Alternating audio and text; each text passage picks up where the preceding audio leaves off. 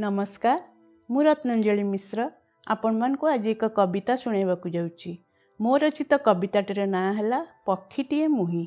मु मो निजर कहानी को ये पक्षी माध्यम रे वर्णना करिछि। तेबे आसंतु सुनिबा ए कविताटी।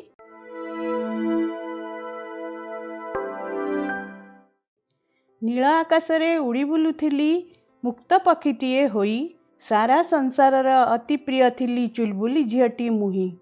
उड़ू उड़ू से नील आकाश रे साथी होई गल तुमे, असरंती प्रेम रे बांधिदेल मोते, जन्म जन्म पाई जोड़ी होई गले आमे। तुम अगणारे बसा मु बांधिली बंधन देलानी बाधा, साथीटीए मोते मिलीगला सते आशीर्वाद देले पुरधा।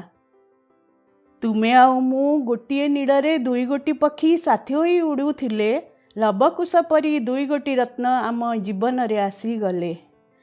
दुई गुण खुशी रे नील गगन रे आमे जाउथिले भासी भासी, क्षणक मध्यरे दुखर पहाड़ पड़िला कि सते खसी।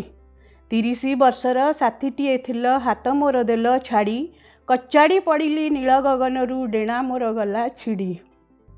डेणा कटिगला पक्षीर आउ कि आसीब शक्ति, तथापि प्रभु ए अंतररू जणाउछि तुमको भक्ति।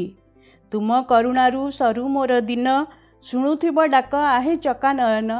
सुखे कटी मोर बाकी जीवन, पाइसी पाहाच तले करुछि जणाण। आशा करुछि ए कविताटी आपनको भल लागिथिबो। जदि भल लागिला आपनका मतामत कमेंट बॉक्स रे दियंतु एवं मो कविताटी को फेसबुक एवं व्हाट्सएप जरिया रे शेयर करंतु। जदि आपण मो चैनल को सब्सक्राइब करि नाहंती तेबे सब्सक्राइब करंतु। मोर आगामी दिनर कविता पाठ एवं गल्प गुड़िक मु आपनकु एही चैनल माध्यम रे सुनाइबी।